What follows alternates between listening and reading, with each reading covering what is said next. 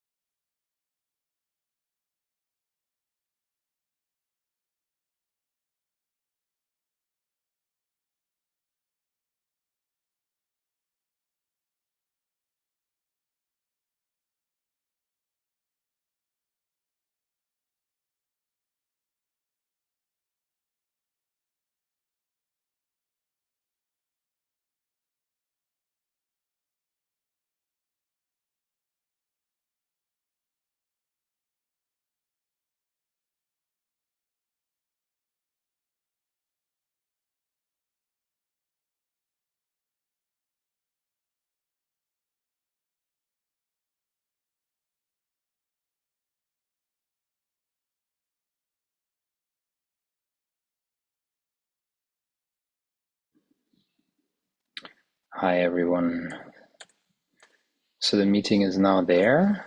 For everybody who's new, if you later want to talk to John David, respond or ask a question, you can just wave your hand on the screen, your physical hand like this. Makes it easy to see you. And for everybody who needs translation, wenn du Übersetzung brauchst auf Deutsch, übersetze die Radar. Das kannst du jetzt unten im Menü anschalten, also ein Globus-Symbol und einmal auf Deutsch klicken.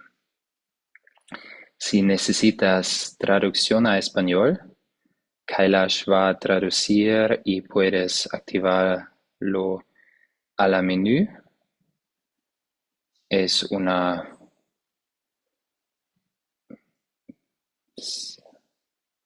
Sí.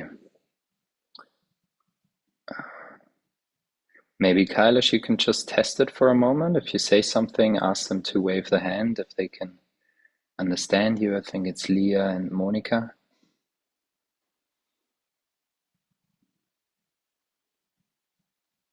Okay, so Leah is there and Monica. All right.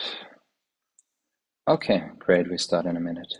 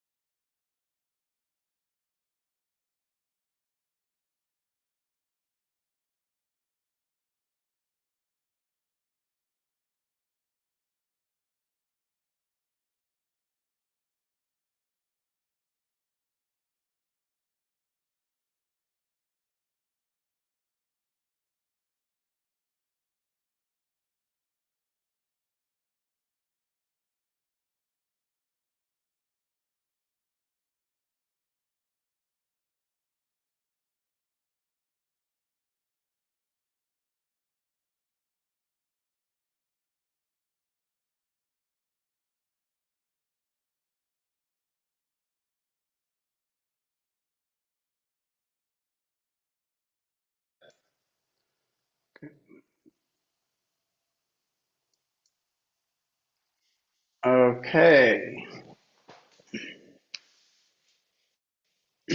so welcome to the meeting. So I need to make a warning tonight. Warning, warning, warning. So I've spent the last 3 days deeply with Ramana in my computer, and I'm red hot tonight. Okay, so let's do the meditation. So sit comfortably and then close your eyes, look inside, and bring your attention to whatever is the strongest thing that happens inside you. For most of you, it will be thoughts or feelings. Some of you, it may be a body sensation. And for very few of you, it may just be quiet. So whatever's happening, just bring your attention and don't try to change anything.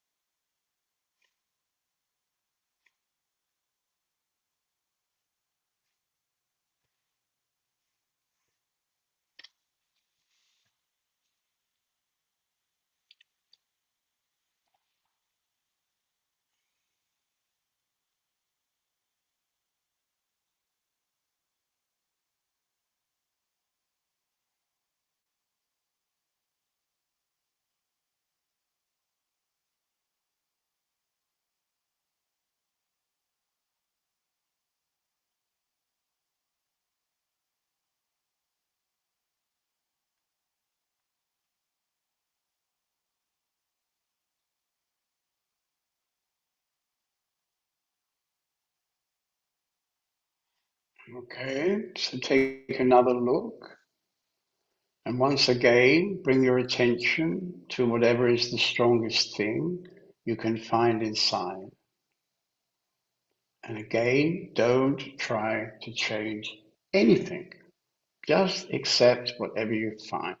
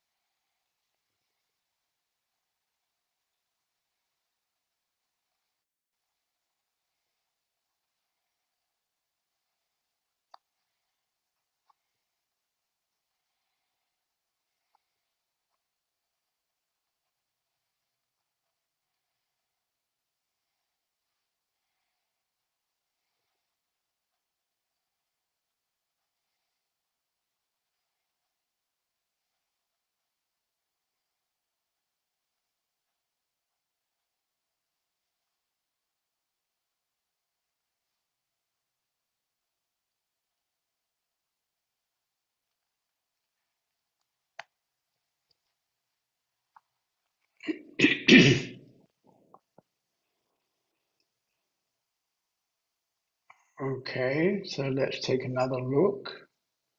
And this time we're going to give ourselves permission to fall deeper inside.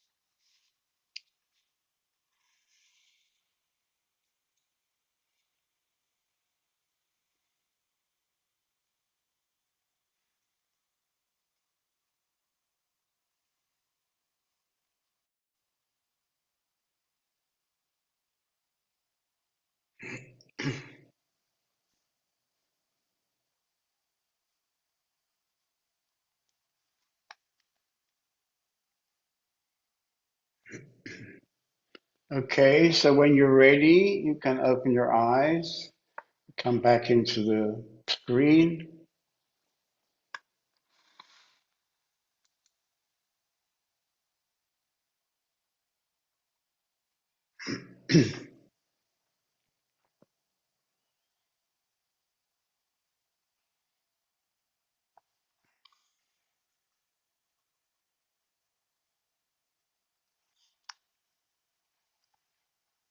So whatever I was sending out for the text for tonight, I at the last moment decided to completely change it. So tonight's meeting will be quite different and rather unusual. But anyway, let's see who would like to share what happened during the meditation. So if you'd like to share, oh, I'm not on the screen anymore. Ha ha ha. Okay, here I am. So you just wave your hand if you'd like to share what happened during the meditation.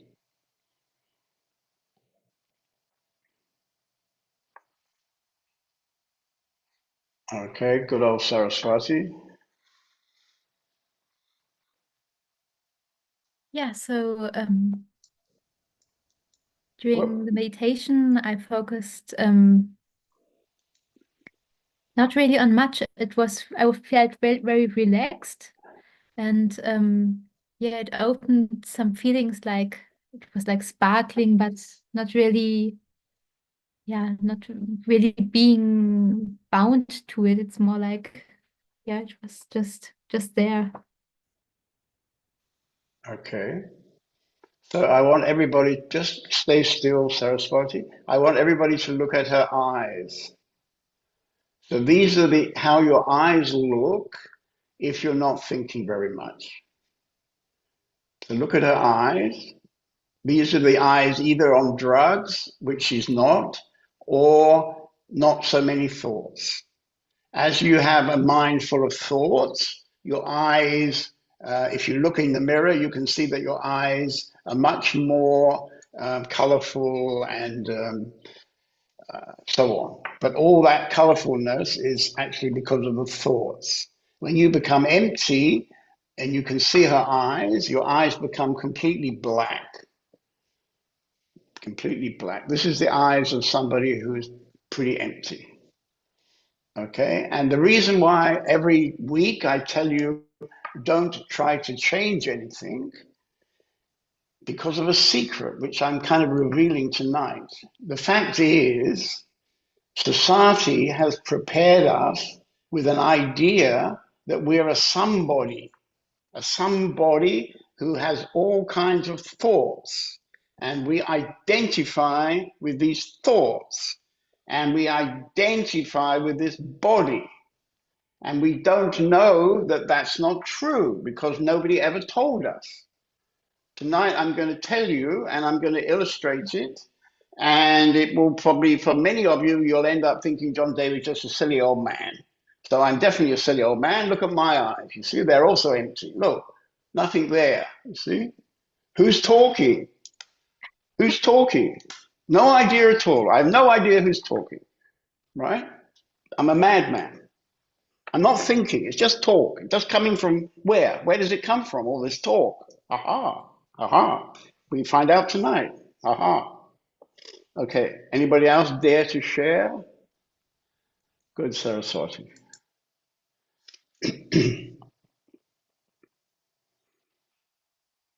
Come on, come on. There's 30 of you. One of you can volunteer now. Oh, you're all asleep. Ah, it's not a good night to be asleep. Okay, Apsara, very good.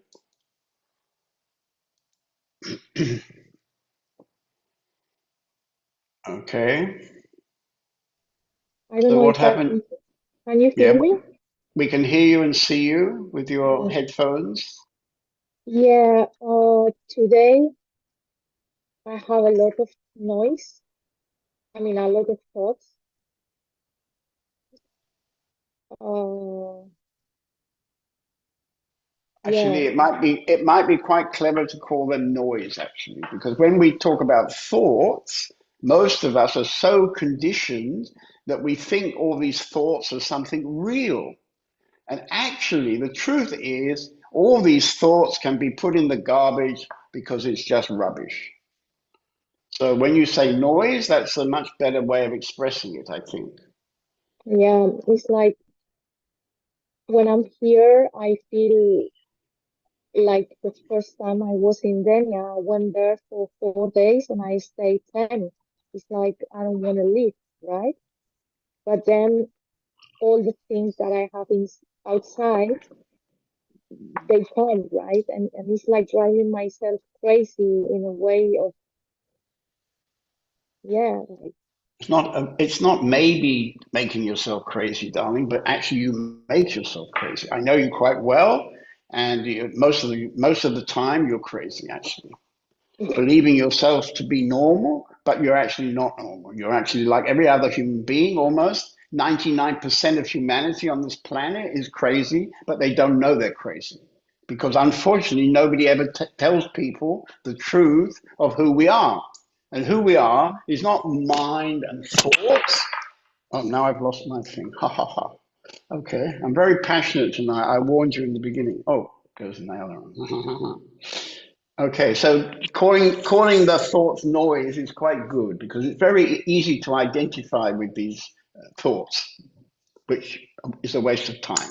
And therefore, when I say in the meditation, can you come and help me? Because I can't really hear properly. Something happened, I don't know. Because there isn't anybody to change something. I don't know, suddenly it's gone. What happened? Oh. Hello. Oh, that's better. Okay, now I'm okay, good. So yeah, the reason why I say don't try to change anything is the only thing you can do if you want to change something is one part of your mind will be fighting with the other part. So you have some thoughts and you think, oh, I can't stand all these thoughts. I want to be spiritual. I want to be quiet. Let me get rid of these thoughts. And then another part of your mind starts fighting with the other part of your mind. This doesn't help anything. So if you want to get rid of thoughts, you just simply sit quietly. And if you're a beginner, you can close your eyes. It makes it much easier if you close your eyes. And you just sit quietly with your eyes closed. And you will find in 15 or 20 minutes, depending on your life, you will become quiet by itself, you see. So it's very easy to become quiet. You just sit and close your eyes. Don't think. Don't try to change anything. Just accept whatever is going on. You may feel sad. You may feel happy. These are two of many kinds of emotions, but that's not who you are. So tonight we're going to maybe find out who we really are, and let's see if somebody else would like to share. Somebody else wave their hands. Come along. Okay, Brett, he's a good, reliable English bloke.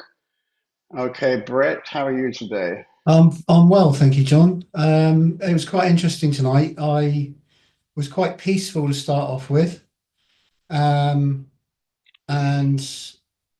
a couple of thoughts came in, but I was quite surprised at how quickly they dissolved. Right. And then I just returned to the quiet again. My advice to you, Brett, is you play your guitar more and think less.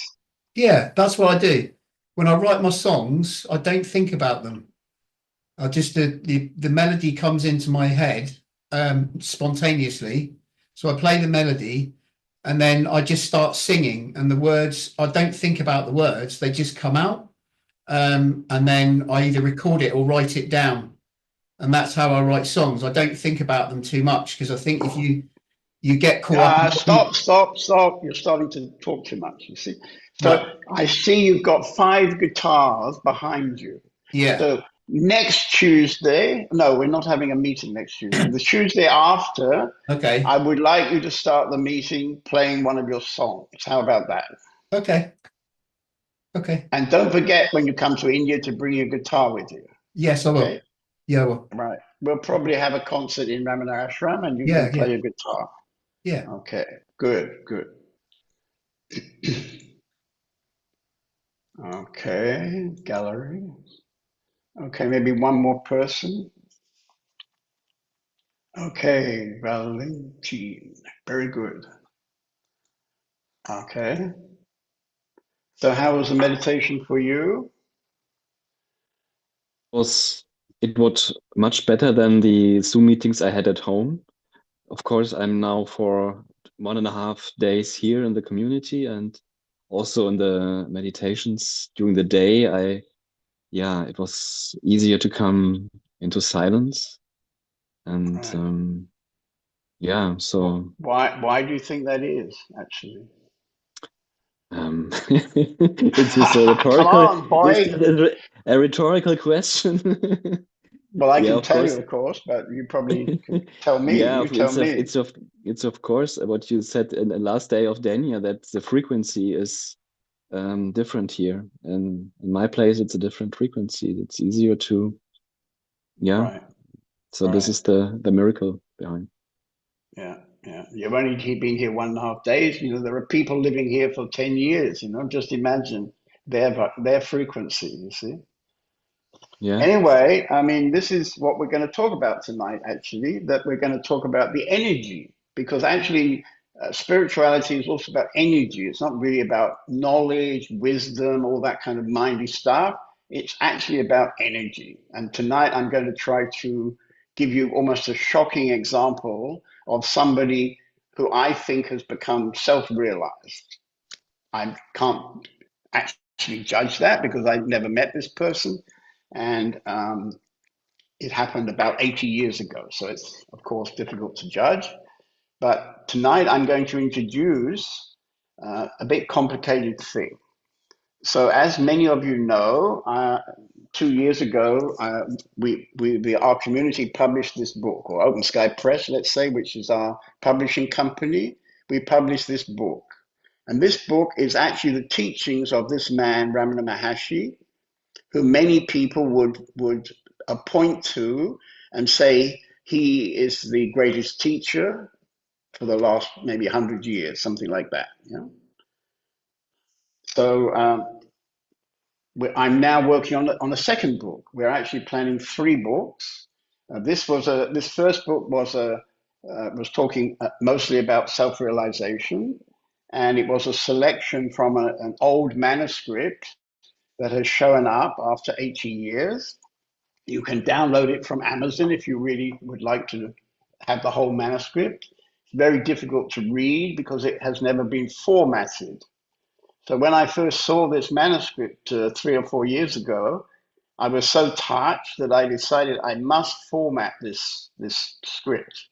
And then with some friends here in the community together, we selected interesting teachings from Ramana Maharshi, and we put this book together. And right now, I'm in the middle of the second book, which is going to be called Vishara, which means self-inquiry. And most of you know, or many of you know, that Ramana Maharshi is best known for self-inquiry. But actually, he was also teaching something we can call surrender. And in fact, tonight is going to be about surrender, because most of you who are regularly my students, you know that I talk quite a lot about self-inquiry, but not so much about surrender, because actually surrender is very difficult to talk about. But tonight I'm going to try, because 2 days ago, while I was busy editing this text for the new book, I made a discovery. What I discovered was that I got the translation of some Tamil words, which Bhagwan had been talking to a young man who had been living in his ashram for 6 months. And when this young man came on the first day to the ashram, he looked into, I called him Ramana Maharshi because you know his name as Ramana Maharshi. So he looked into Ramana Maharshi's eyes, and something very profound happened between them. And in that moment, instantaneously, that young man completely surrendered in love to Ramana Maharshi. The story actually starts a few months before, when this young man was living with his family. He got ill, and his family gave him some particular medicine, which just happened by chance, chance, maybe destiny. He got some medicine given to him from a temple in Tiruvannamalai, which happens to be where Ramana Maharshi was living at that time. So they gave him this medicine, but he didn't want to take the medicine, so he didn't take it. They thought, his family around him thought he was taking the medicine, but he didn't take it. And then they discovered this, and they were very shocked. And they said, well, anyway, we'd like to take you to that temple because you seem to have become better anyway. And we'd like to take you to this temple where you can thank the people in the temple. And he'd had a dream. And in this dream, he saw a man wearing a loincloth walking on a mountain. When his family drove him to Tiruvannamalai, which is where I have my retreat in January every year since the last 22 years, there is a mountain which the Indians consider to be Shiva. So it's a very powerful place. And when he saw this mountain, he was completely shocked because he saw that this mountain, he'd already seen it in the dream where he saw a man with a loincloth. So in the town, they asked, about the man because he realized must be the place. This is the mountain I saw in my dream. So very likely that man is here somewhere.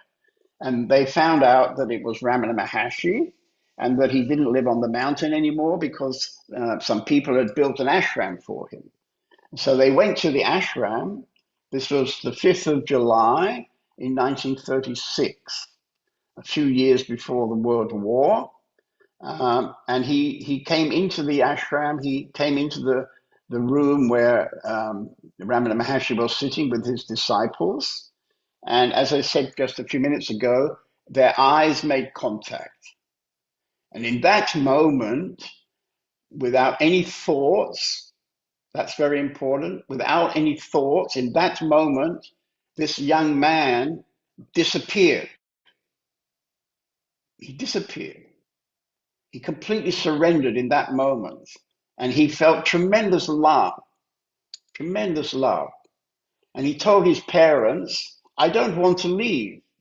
When they had offered to take him to the mountain, he said, I don't want to go there. And if there's any silly swamis there, I don't want to say hello to them. And I won't bow down to anybody. But actually, he did. When he saw Ramana Maharshi and they had this eye contact, he completely surrendered. And he told his family, I don't want to leave. So this was a kind of drama. But finally, the family said, okay, you can stay for 6 months. And they arranged a room in the town for him. And then they left him for 6 months. And basically, every day for the next 6 months, he came to the ashram very early in the morning, sat with Bhagwan in his meeting all day long. And then in the evening, he would quite late go back to his apartment. And during the day, he'd written notes. He'd written notes about what was spoken by Ramana. At that time, many Western people were coming just before the war. There'd been a book which alerted Western people to the power of Ramana Maharshi. So many Westerners were showing up, and he recorded the dialogues between Ramana and these spiritual seekers. And this is what the manuscript is. When I found this manuscript on Amazon, a friend told me, when I found this 2 years ago, I realized that this material was a treasure, great treasure. And so I spent about a year to organize all that material and select and make the book. And now, along with the people in Open Sky Press living in the community, we're now working on a second book, which is, as I say, called Vishara, Self-Inquiry. And the third book we'll bring out next year is called Surrender. But tonight, by chance, I want to talk about this Gathapati. So this young man was about in his early 20s. His name was Gathapati. And after he came to Bhagwan and stayed there 6 months, he started to write a diary. He's clear from this diary that he and Ramana were very closely connected. He was completely a devotee. He was completely, if you like, in love, but not the love that we talk about here in Europe. None of this boy meets girl kind of candlelight dinner, chocolates and flour kind of love. Nothing like that. This love that I'm talking about and he experienced is a deep drop inside us where our heart opens and we come down even deeper than the heart to our being.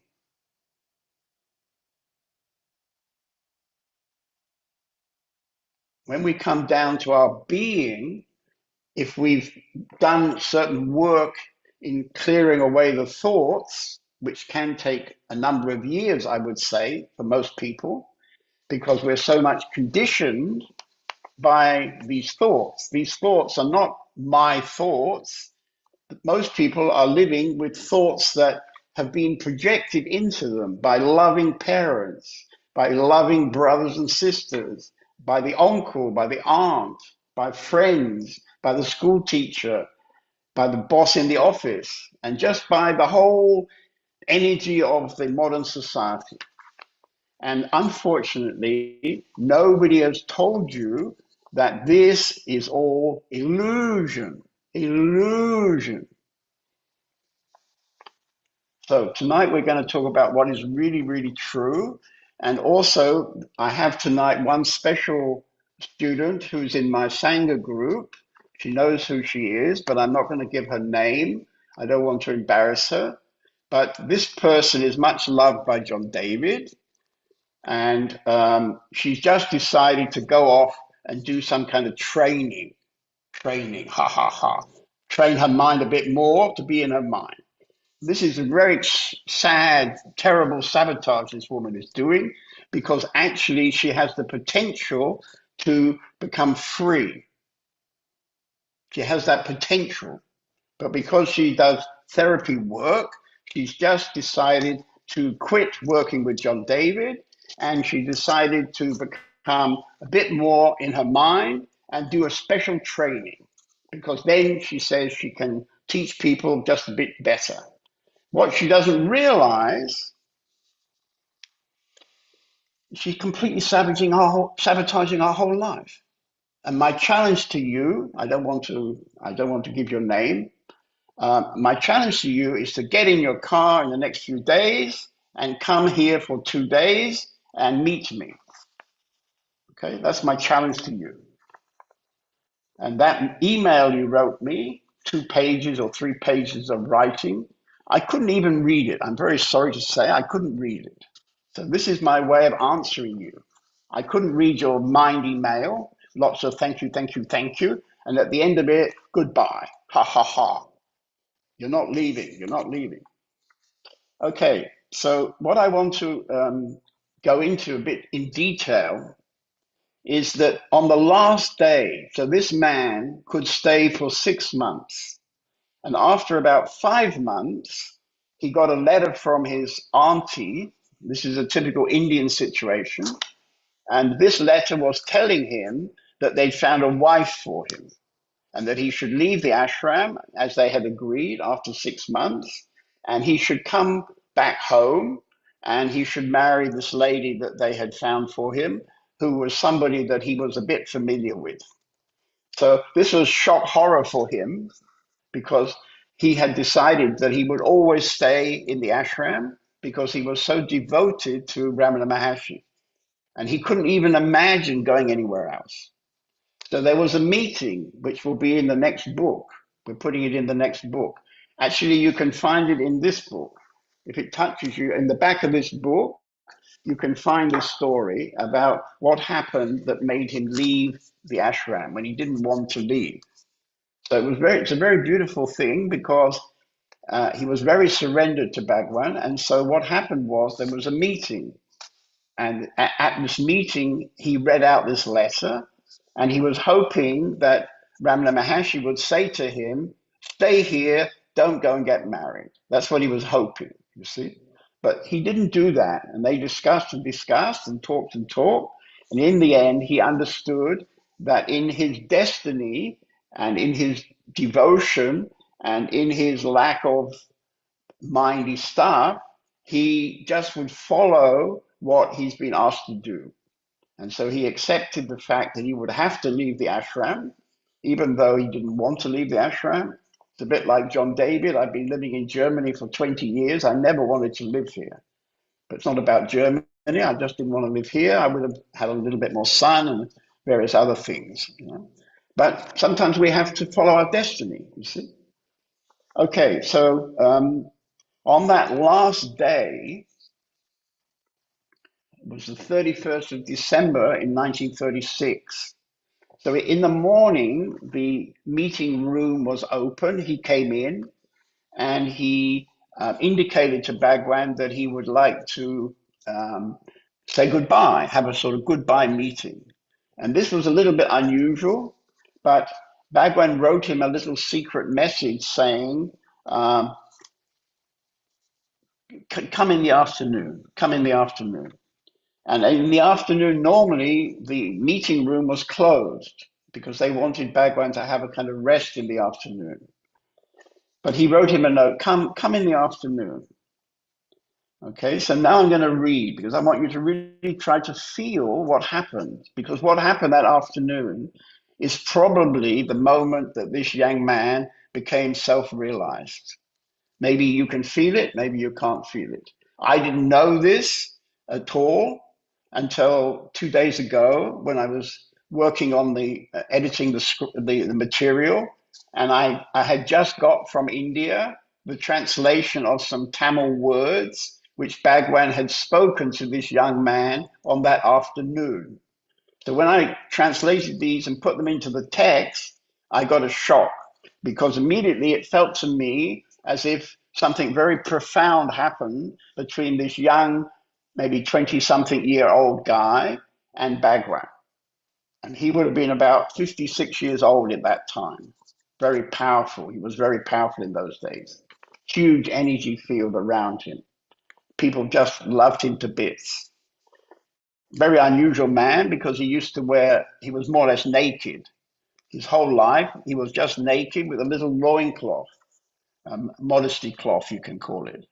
And most of the time, he lived in a very, very simple way, and he was very available to anybody who wanted to come and talk to him.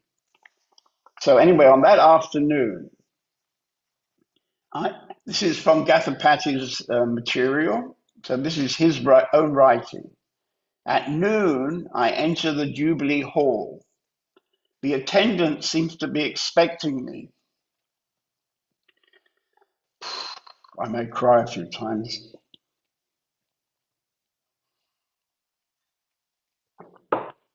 Someone else tries to follow me inside, but he's promptly stopped by the attendant.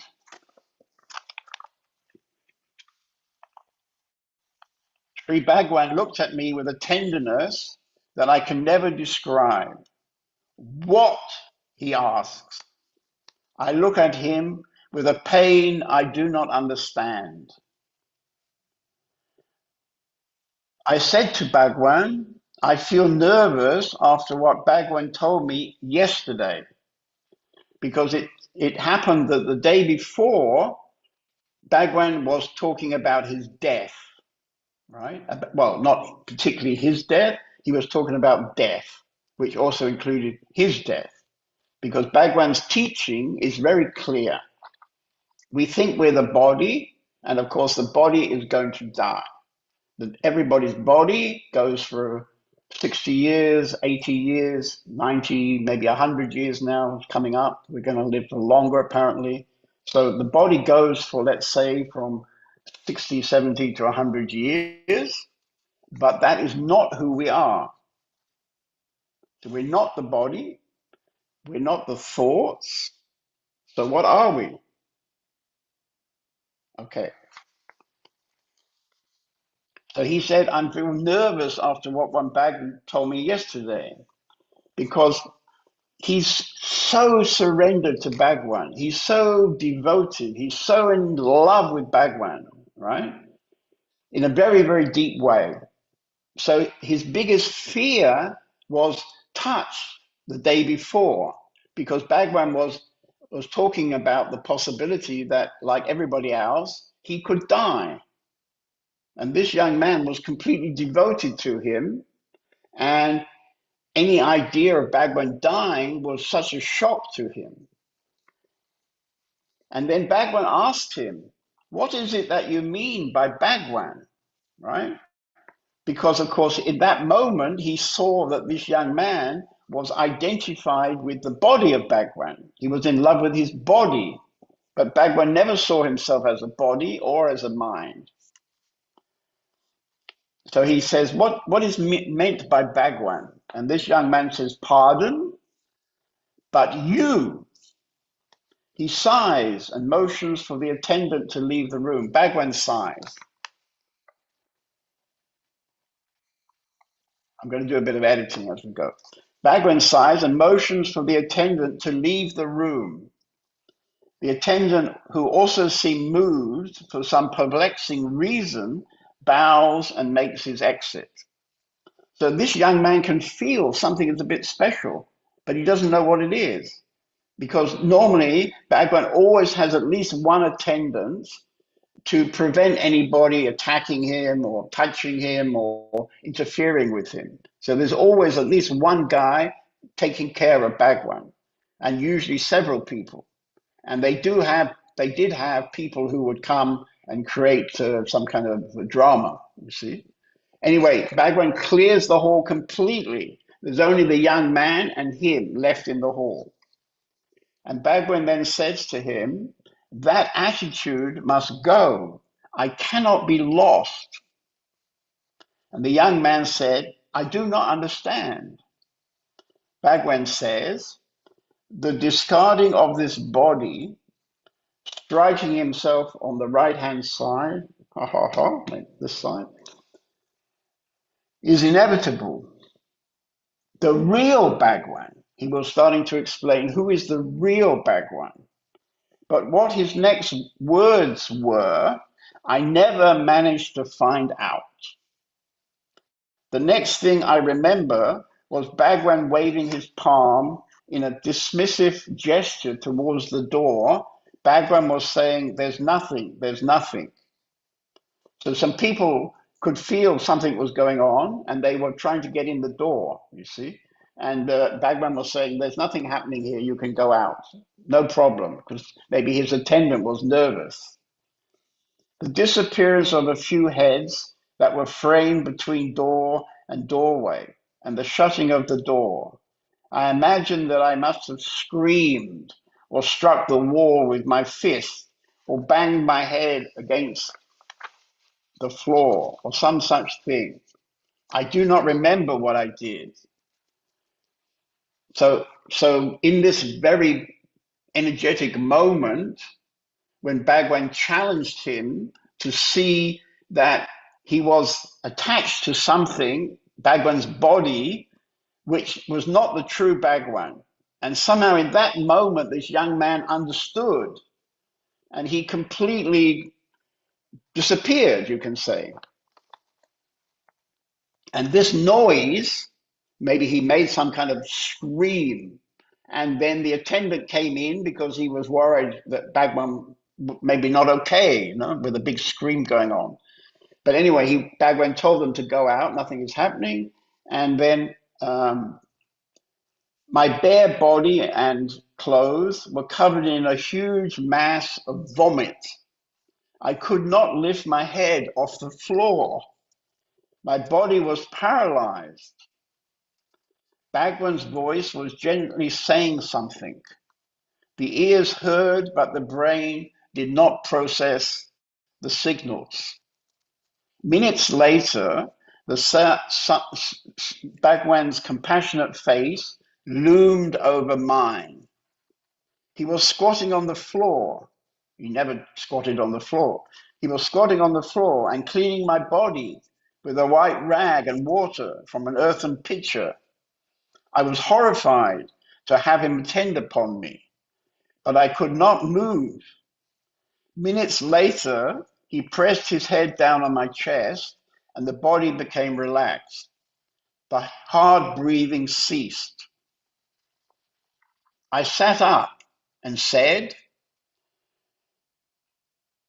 I had a dream in which Bhagwan was saying, but the same room surely. So what he was started to say was all kind of gibberish. Bhagwan motioned me to stop talking. And then Bhagwan said, you've been wanting to ask me something. You may ask. So Bhagwan, of course, had the ability to know what everybody was thinking. Maybe you don't all know this, but if somebody is very empty, they have the ability to absolutely hear your thoughts. Hear your thoughts, you see. I don't quite have that. I would say I half have that. So I don't know exactly what you're thinking, but I know the energy of what you're thinking.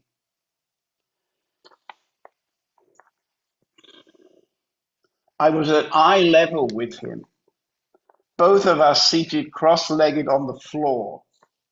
I could not help observing that despite the condition of his legs, he had somehow achieved this posture. He'd never sat on the floor. He sat on a kind of couch. He repeated what he had said. I hesitated. He said the same thing for the third time. You've been wanting to ask me something. You may ask.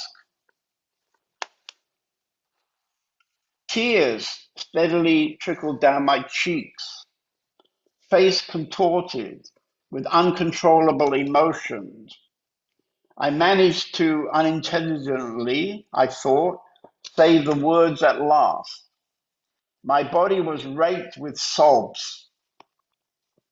Twitching like a fish taken out of water, I stood up and said, "May I call you father just once?" My body was raked with sobs, twitching like a fish taken out of water. Sorry, that's a bit of editing needed there. Okay. He stood up and said, "Are you going to be satisfied after calling me just once?" I fell headlong at his feet, washed his feet with my tears, clutched tightly with my hands tied around his feet, pressed my cheek firmly against his feet, and shout, "Father, Father, Father." Then again, I remember no more. I wake up at the Tirumalai railway station. 5 persons from the ashram are supporting me on all sides, standing around me. The ashram manager counts among their numbers. That means that Bhagwan asked the manager to make sure he got on the train okay. I'm curiously entrained. A small paper parcel containing some puffed rice mixed with roasted peanuts is thrust at me through the window of the train. The train starts and I pass into a blissful slumber.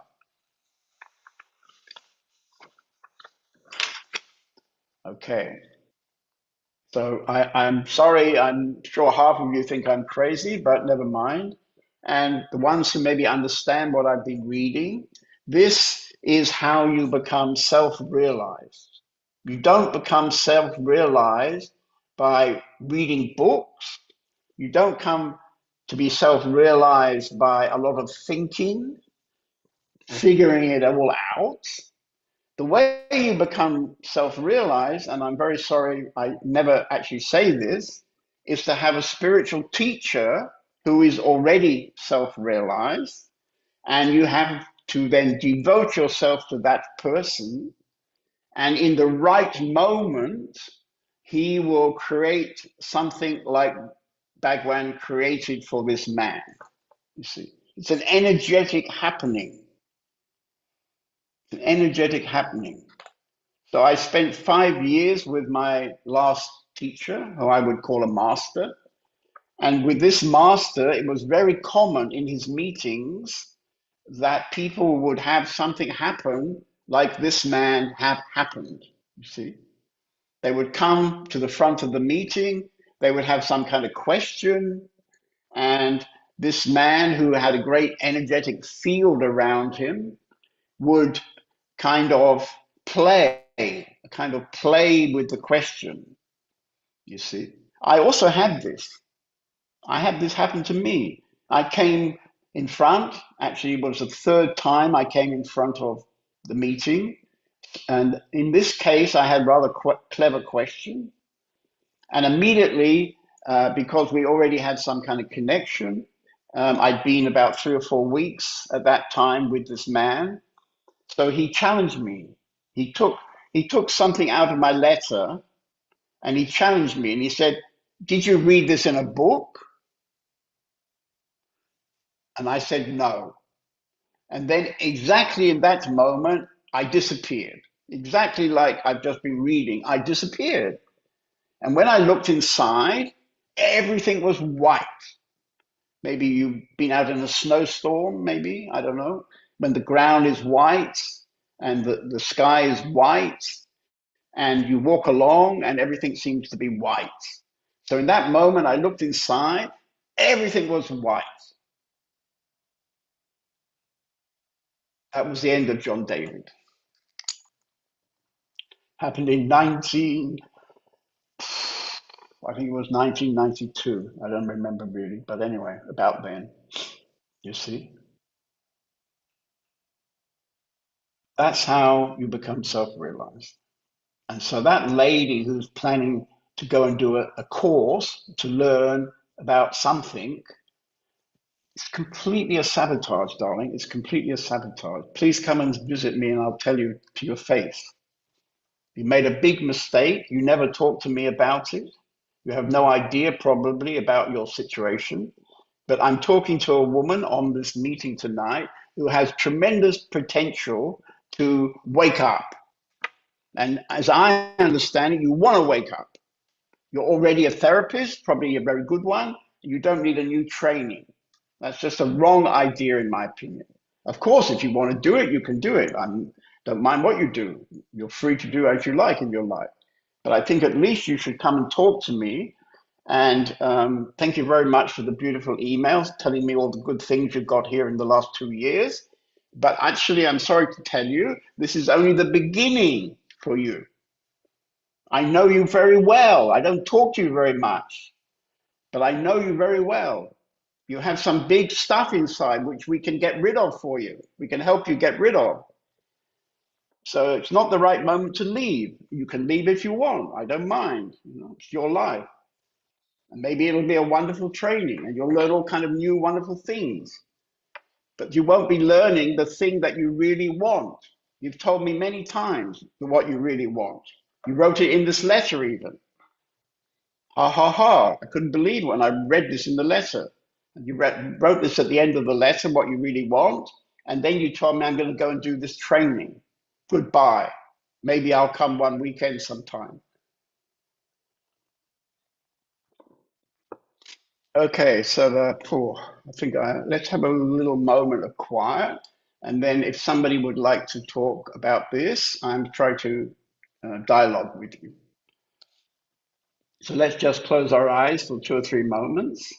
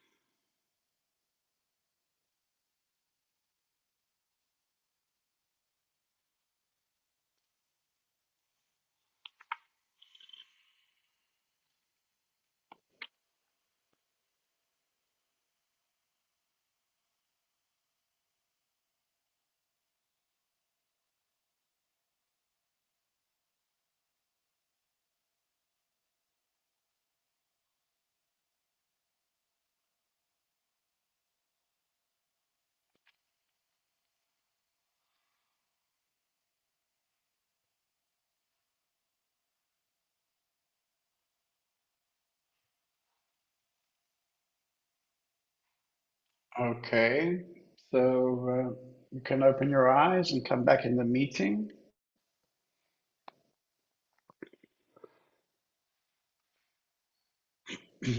So if anybody would like to have a dialogue with me, I'll try to answer any points that weren't very clear. Anybody like to? Okay, Nicole. Okay.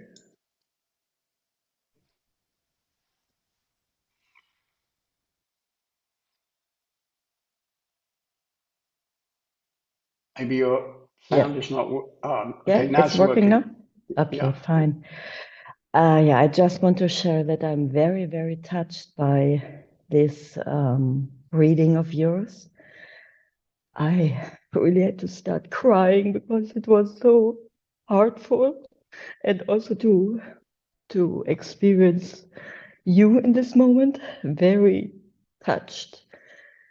And it's very magical for me because before this meeting, I wanted to ask you if you could please talk about the relationship of master, of teacher and student. And you did this in such a touching way. Yeah. I mean, this was a very honest meeting. I'm not usually getting quite so emotional. I'm not usually crying. Just before this meeting, you know, I have these two 8-year-old daughters, and one of them decided she would like to see her birthday film. So we were watching together her birthday film for the Wow. last year of her life or their lives. And there was some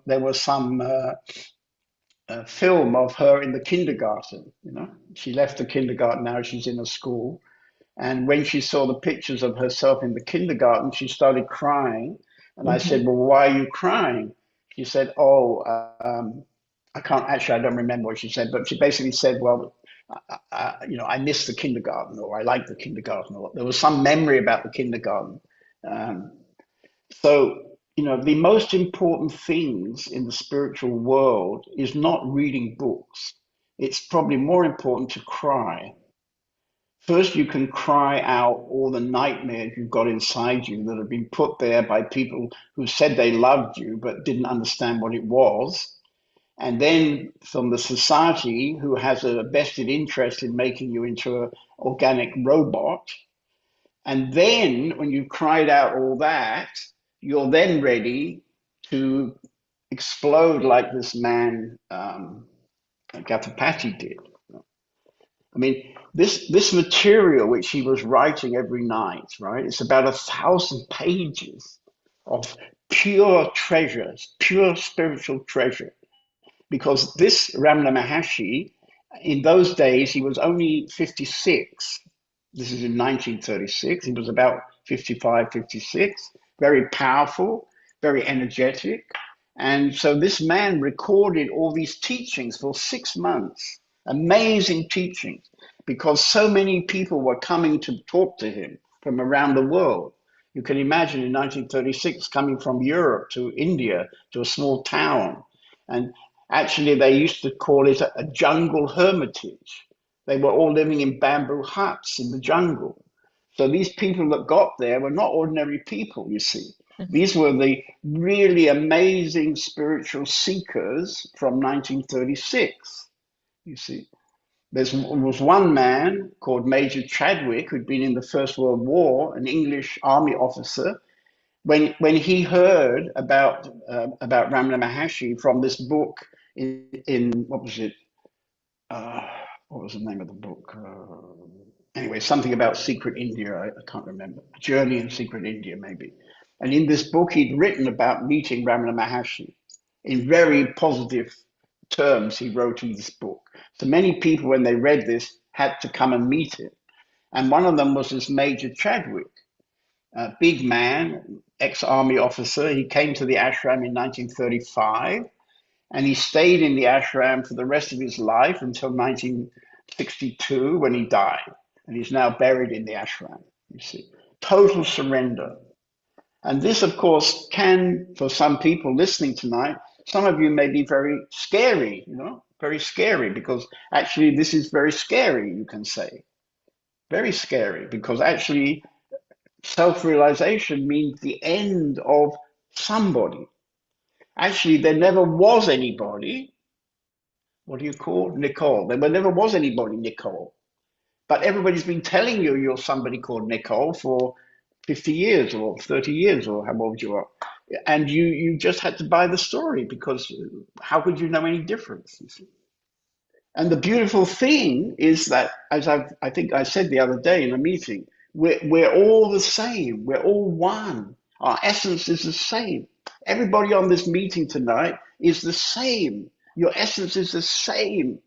And then on top of this essence, you have a character. And this character has been created out of your family, out of your culture, maybe out of your religion, out of those kind of things, plus your family. This has created your character and your personality, which goes on top of who you really are. And we all need a character and a personality, because we're all busy every day in an enormous theater. You know, what all this humanity is doing on planet Earth is a theater. It's like a big theater. And we all got very important jobs, or we think we've got very important jobs. And if we haven't got an important job, we're looking for an important job, blah, blah, blah, you see. But our essence is very simple, you see. Anyway, I'm not surprised you were touched.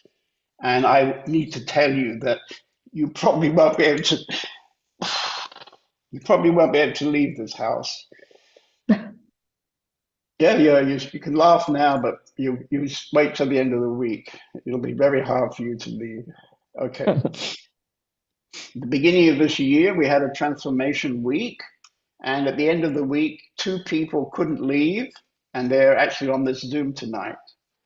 One is Ananda down at the bottom there. And the other is, where is he? Can't see him, the other one. Anyway, he's Arjuna, who is running the guest house now. Maybe you've met him. Oh, there he is. There's Arjuna up there. Can you wave, Arjuna? Okay, where's Nanda gone? Where is she? She can also wave, maybe. She's not in the screen now. Okay, anyway, Ananda, you can also wave, and then you can meet all these people, and then you tell them how you couldn't leave and why it wasn't such a bad decision. Okay. Anybody else like to respond to my talk?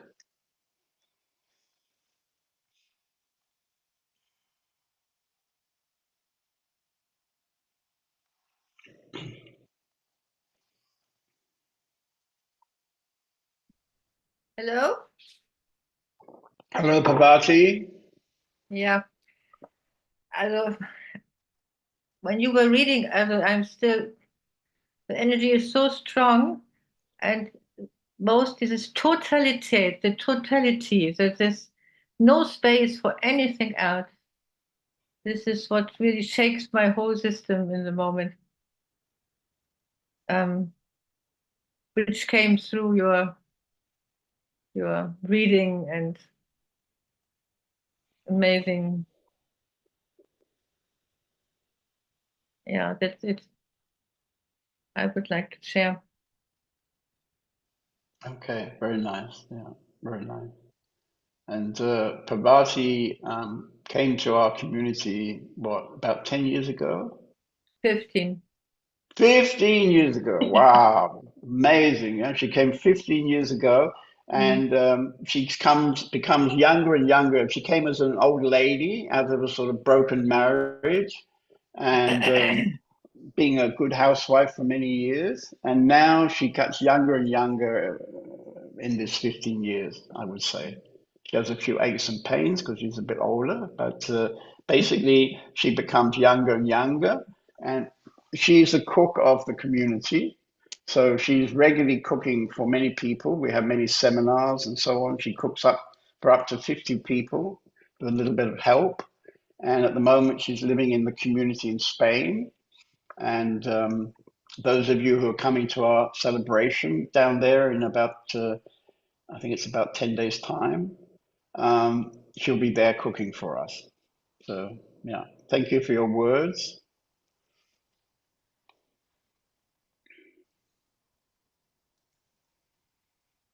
Okay, Kiran. He's also down in Spain. He's been one of the 2 or 3 people who have been renovating that property, which we're opening on not next weekend. Is it next weekend? No, 10 days time. We're opening up this community, and Kiran, as you see, looks a bit tired. He's been hardworking, and right now he's preparing for a flood tonight. Is that right? I just wanted to connect because it was very strong and I don't really have words. And what just is coming now is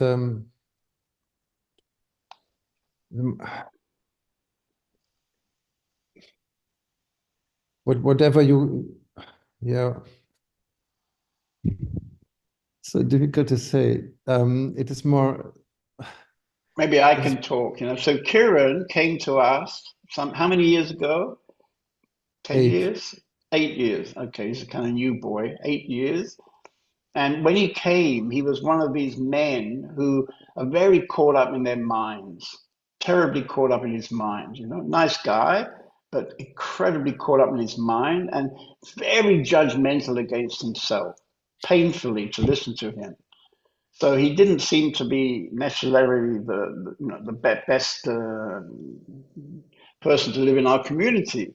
But here he is, 8 years later, amazing guy who actually is a musician, but in surrender to John David and the community, he's become one of the main construction and handyman who's been renovating this place in Spain, you see.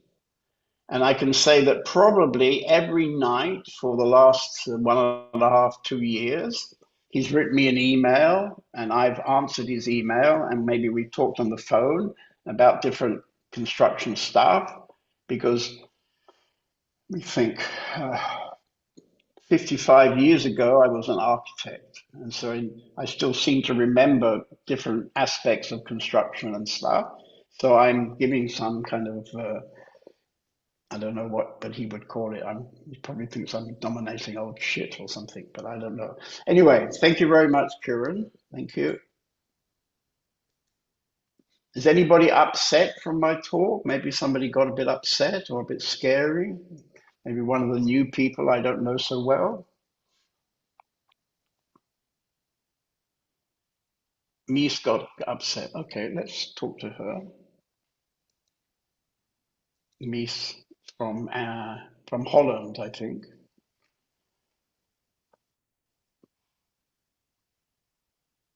I don't hear you, Mies. Sorry, I don't hear you. Now? Do you Yeah, hear me now now? I hear you Everybody now, is yeah. hearing me now. Everybody hears you now, yeah. Yeah, it makes me laughing when you ask, like, does it make somebody upset? Maybe the new people? And then there's something in me, like, think, yeah, I'm new, but it's like, is it normal that people can get upset? Because it's also quite funny. Like, what is upset? What do you mean with this question? Well, I mean, darling, that most people on this screen tonight are quite minded people who actually believes that they are their mind and their body. And therefore, one Yeah, of those people could be getting upset, especially if you've never met me before. Because probably tonight I come over as a sort of mad guy, mad old guy. yeah, and I was just feeling in my stomach, but I there was something that is noticing it's not you. It's like something, an energy in me, like maybe from the past, or I don't know where it comes from. Maybe it's not interesting enough to think about, but I don't, yeah. So I don't know what to say more about it. But there's already knowing that I'm not there. But that's also with the mind. Yeah, well, I mean, I don't know you very well because you're completely new. I know you only from 2 days or something. But I mean, Yeah. you seem to be very sensitive. And so maybe you've had some kind of experience along the lines of what I was talking about tonight, which maybe didn't last so long because maybe you haven't really prepared yourself ready for receiving that kind of strong energy, because what I was expressing is actually a very strong energy, and we have to prepare our body to deal with that amount of energy. So quite a lot of people have what I would call a glimpse. So a glimpse is something that is not really so different from what I've been describing tonight, but it only lasts for a short time, minutes, seconds, days, maybe a month or two. And then it disappears because we come back into our normal patterns of thinking. So maybe you've had this kind of experience. I don't know. Oh, I know. I know that it's likely that, yeah. Yeah. Okay. But it's like how to make, but now it's gonna be very practical. I don't know that's the way that I wanna go, but it's like how to make the shift that it's not from the mind, because it's totally not new what you're telling me or how you're acting, like to go very hard and then soft and then jokes. Like I follow that, like it's also needed, but I cannot feel it. Okay. Well, let's see what you're I here am for. clear or not? I'm clear enough or not? Or is blah blah blah? No, well, you're not so clear, but you're not so blah blah. You're in the middle, I think, between blah blah and clear.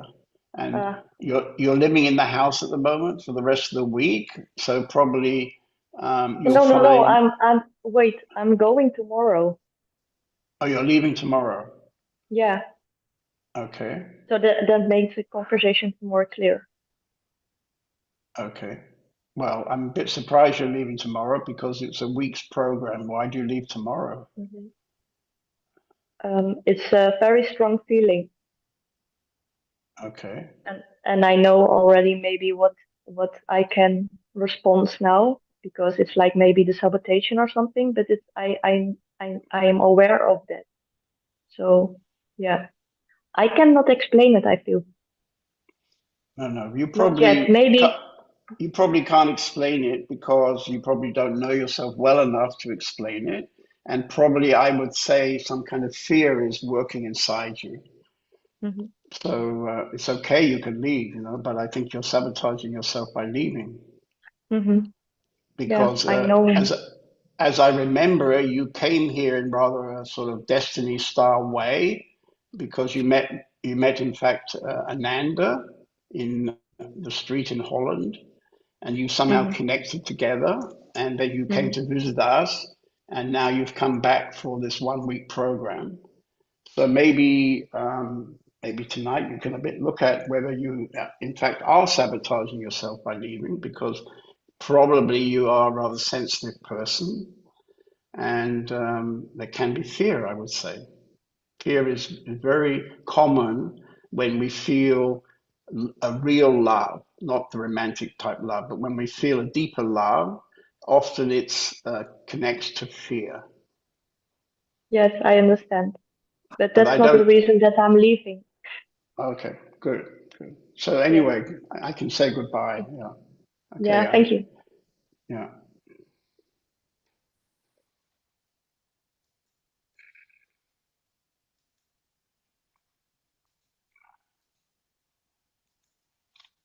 Okay, so looking at the gallery, would anybody else like to? We've probably got time for 2 more people.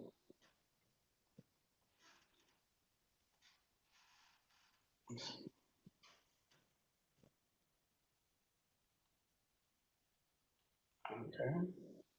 Saraswati's yawning, so she's probably not very interested.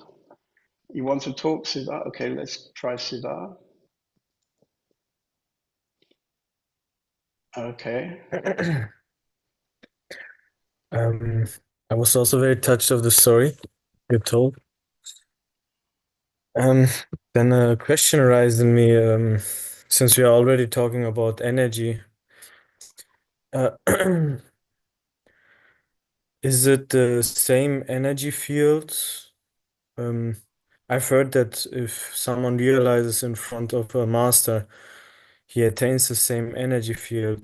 And do you have the same energy field of Papaji or and Ramana Maharshi, or how does that work? Well, I can't tell you that. I don't know. My guess is that there isn't a Papaji energy and a Ramana Maharshi energy. As I've been saying, we all have the same energy. Deep down, our being is the same energy field. We're all part of that energy field, which can be called the divine intelligence. And in the past, people call it God.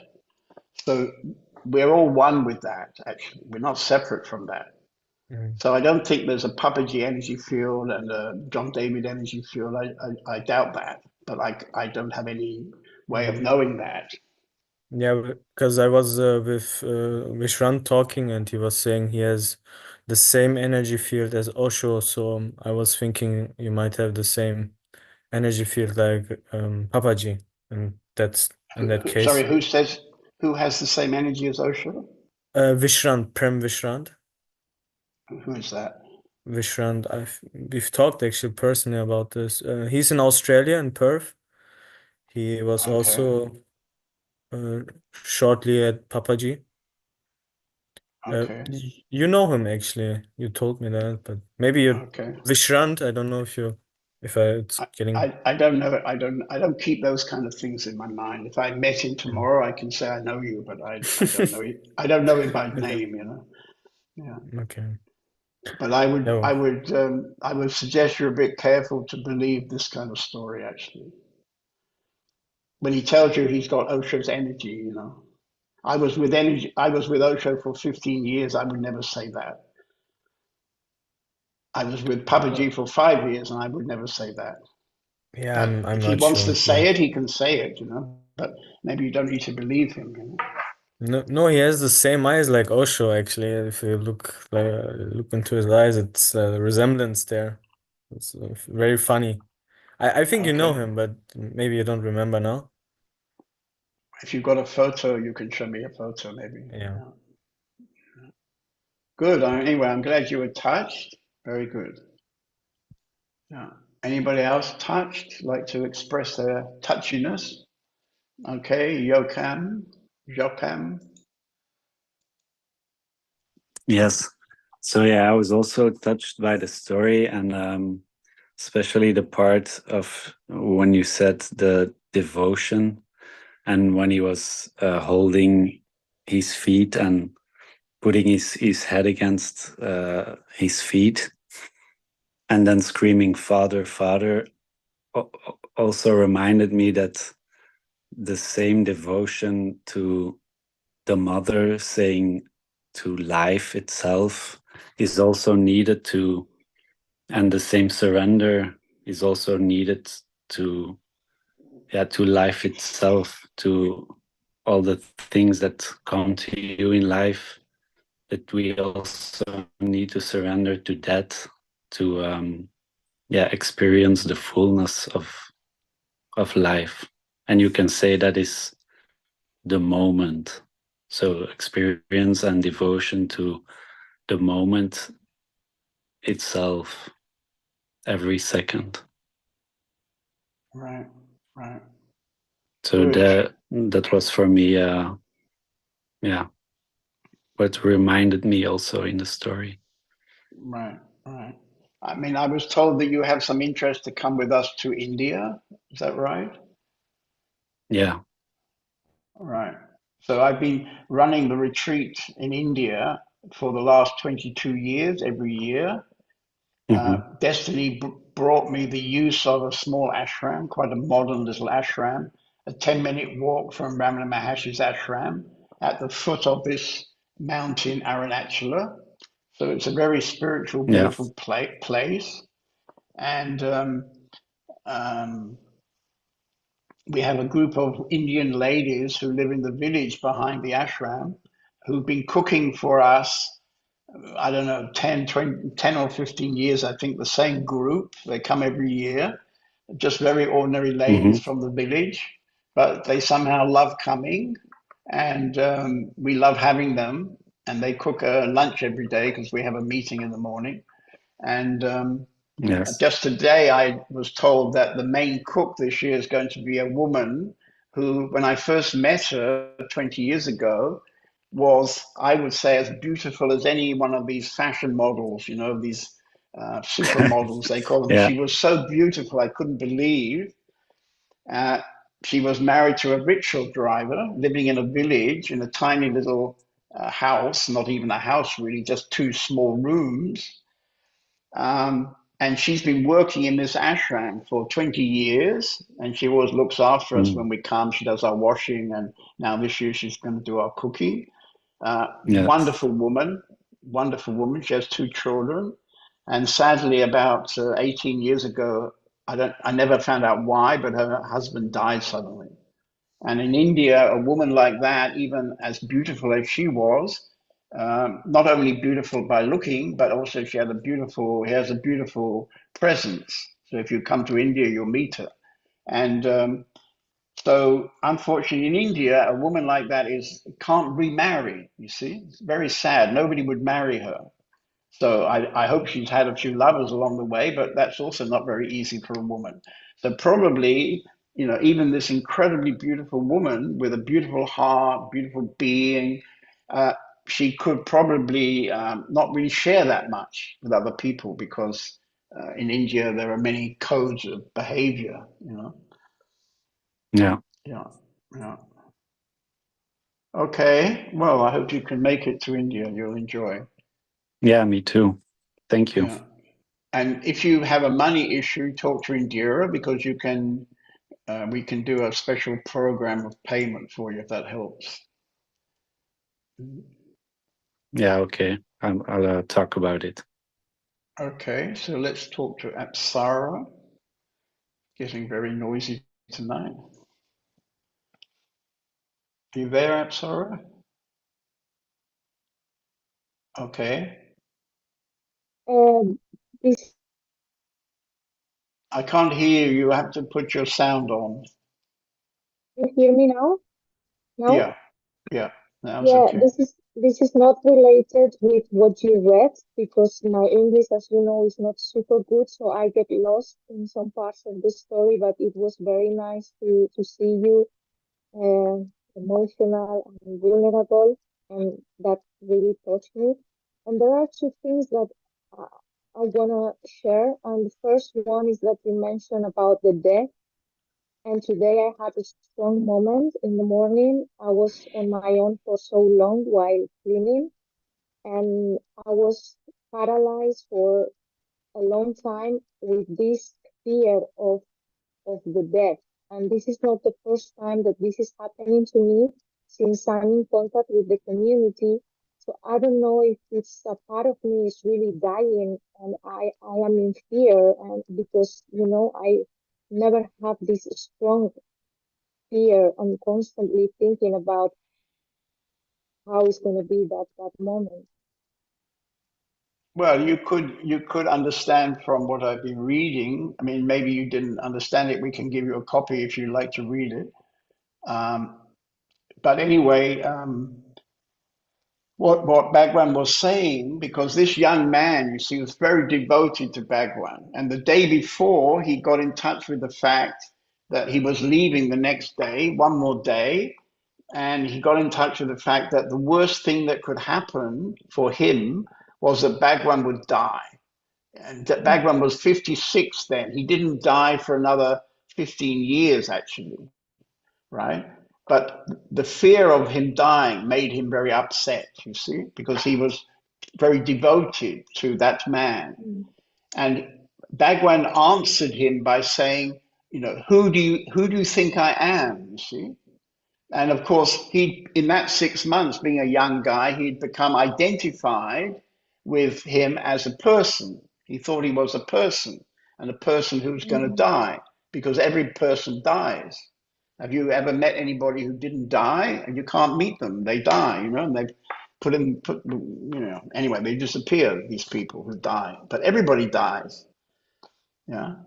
So anyway, but that is not the death of you, you see. This is the point. If you identify with your body and mind, then that will die. But if you identify with what is really true, this never dies. And so when Bhagwan left his body in 1950, his ashram became empty for about 20 years. The people who knew him were too sad to come there. They didn't want to come there and when he wasn't there anymore. And the new people were not attracted because they couldn't connect to buildings and shrines and things like that. So basically the place was empty for a long time. But now, let's say, how many years is it? 50, it's about 80 years, about 75, 80 years later, this ashram has become one of the spiritual centers of the world, full of Indian people, full of Western people. And of course, when people come there, they experience, the ones who are sensitive enough or ready enough, when they come to the ashram, they feel a tremendous connection with Ramana Maharshi, you see. This is probably the reason why I take my students every year there, because of course I then encourage them to spend time in the ashram, and many people then have a strong experience of Ramana Maharshi, you see. So he never left, you see. Just in about 1948 or 47, he got a cancer on his left arm, and for some time he allowed different doctors to try to heal this cancer. And finally the doctors said, well, actually, we can't heal it. The only way we could deal with it would be to cut off your arm. Then you would live longer. And he didn't want to have his arm cut off, so he accepted his physical death. And then his students were very sad about that, like this young man. And he said, where could I go? Where could I go? So your fear of death is because you're identified with your body, actually. You're a bit of a person who has a lot of sort of emotional issues in her life. And you're always talking about somebody, you know, somebody called mommy, or somebody called my son, or somebody called something else. All these people in your life who cause you non-stop drama. The drama is actually your drama. It's not really their drama. You think it's their drama, but actually it's your drama. You even made a huge drama about me, you see, because you don't really understand. In my retreat, you spent 2 weeks in my retreat, and during my retreat, you did understand. You did understand, because actually you're a very sensitive woman, and everybody in this community likes you very much, including my daughters. They all love you a lot because you're a very sweet woman. But for whatever reason, you are very identified with all kinds of dramas, you see. And therefore, while you stay identified with all those dramas, your life will never really be the life that you really want. Sorry. Yeah, and another question is, when you asked me about the meditation, I told you that I have a lot of noise and sometimes I feel like driving crazy, and you told me I'm not normal. And actually, I think I'm not normal. And that's, for me, is like a compliment. So what is normal for you? What I is don't being know. normal? I can't answer that question. I mean, what does it mean, normal? I mean, I would say for me, 99% of humanity are normal. They're all identified with their body and mind. They all believe themselves to be a somebody, and they all believe that I'm doing my life, you see? And you are like, you're a bit like dancing into that. You're dancing into the 99%. And also, I think you've had some moments when you were out of the 99% and you were having some deeper experience of yourself. So you have a bit of a foot in both sides of it. You're a bit more identified with being a somebody, but you, I think, have had experiences where you were a nobody. Yeah, I think so. I don't know really, but probably. And if you remember how you were treating me a few months ago, this is the kind of, unfortunately, the kind of, what's the right word? I don't know, sad misunderstanding, I could say. And if you remember, 2 or 3 of my students wrote to you to say you're completely wrong, you completely misunderstand something, but in your arrogance, you couldn't listen to them, you see. So the reason you're here in the house with me now is due to something that you're not so connected with. And this is probably to do with your being. So you have a beautiful being, maybe. I don't know you so well, but you probably have a very beautiful being. And you have a horrible, toxic mind, which loves drama and emotion and all that stuff. And while you like all that, and in a way you look for that, you did it with me. You know, you came and visited me, and my kids completely loved you. You spent a night with them. It was very sweet. You were lovely. And then you got into a big story about John David, and then you weren't going to meet me ever again, and I was a terrible person, and how could you ever get involved with somebody like me, and blah, blah, blah. And now you're here. So how did you get to be here with all your judgments, you know? And probably by the end of this week, you will actually discover that you completely love me, but not in the way of I love you, but you have a deeper love for me, which you maybe are not so clear about. Maybe by the end of this week, you'll have a clearer understanding of that. And so when you're cleaning a room in the guest house and feeling about death, I would say that's very positive, very positive. Because death is an issue, you see, but it's not death of your body. You're not going to die tomorrow, probably. It's not about your body. It's about all this bullshit, which has to die because anyway, it never lived. You only believe it lives. It's just an idea you have. All this dramas about everybody in your life, you know, that you can constantly stirring up all these dramas, and you believe in all that. And there'll come a day maybe when you realize what a load of old rubbish it was. And you'll just stop in that moment.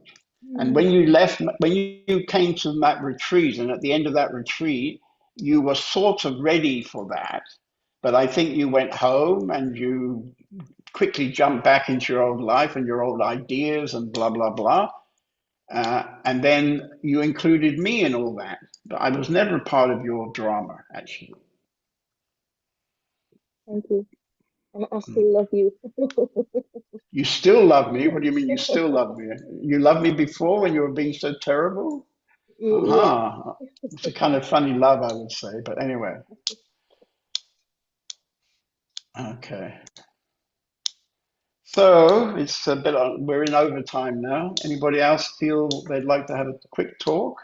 It's 10 o'clock now.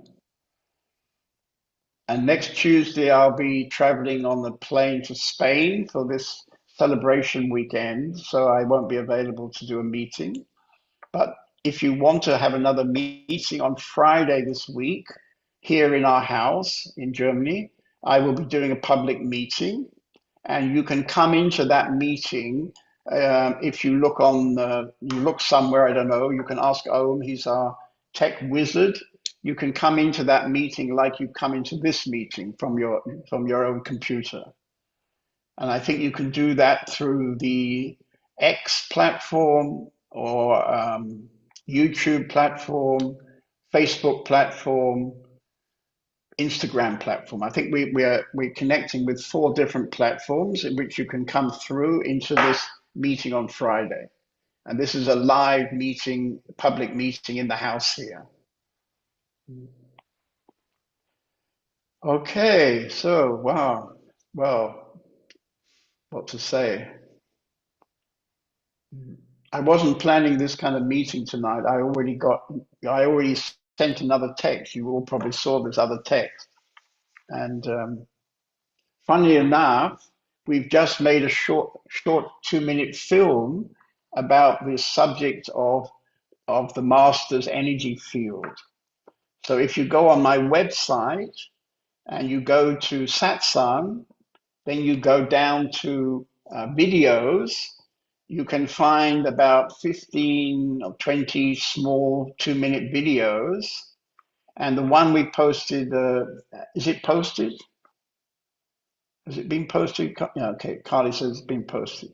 So this film has been posted yesterday, so you can watch it. And it's quite a strong film because it includes Ramana Maharshi and Papaji. And I talk about the energy field that's around John David. And I make a rather interesting point, which is I have no idea about this energy. I have no idea. Here where you go. And here's well, maybe we play it. Let's play it. It's only 2 minutes, yeah? You like to watch this film? Let's play it. We're going to make it full screen, 2-minute film about what we've been talking tonight. Can you make it bigger? Can you make it bigger, or is it that? Okay. Okay, so start in the beginning, please. So, yeah. So we're starting with Radha, who's also been living about 10 years, and she's developing now as a Tantra teacher. And her Tantra workshops are very, very good because she's starting from touch. Tantra for her is about touch. Come and do her weekend. Very good. Okay, go ahead.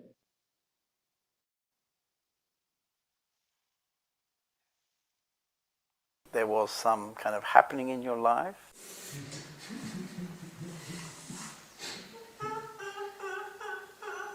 And now you understand who you are.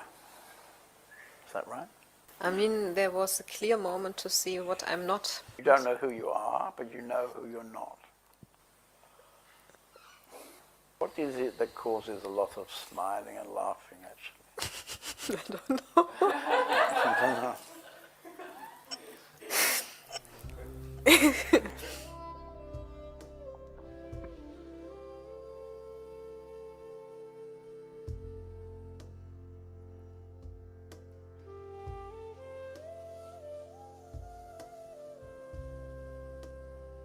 The guru has several different tasks, yeah?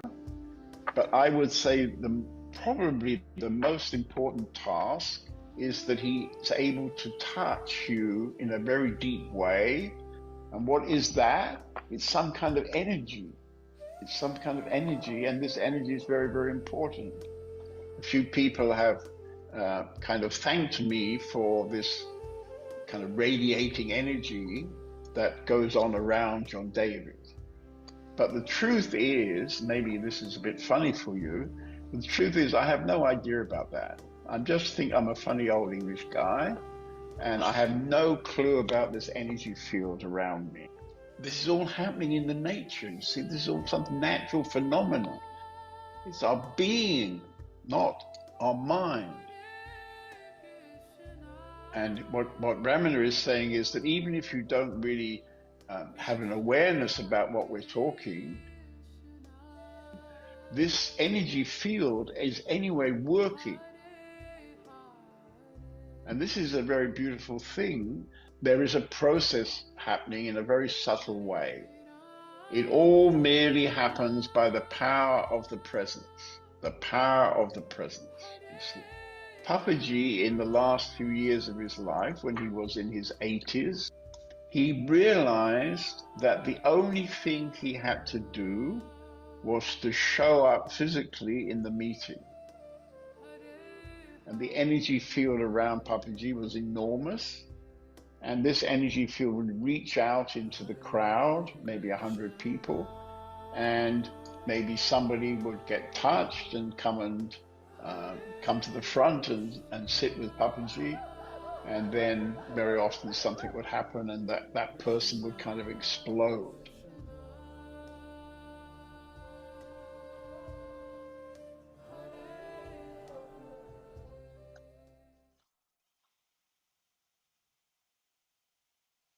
Good. Okay, thank you very much. I'll see you in 2 weeks' time on Zoom. And on Friday, if you live near where we're living near Cologne, you can come and meet us in a public meeting, or you can connect to Om and he will tell you how you can do it from your house if you'd like to do that. Okay.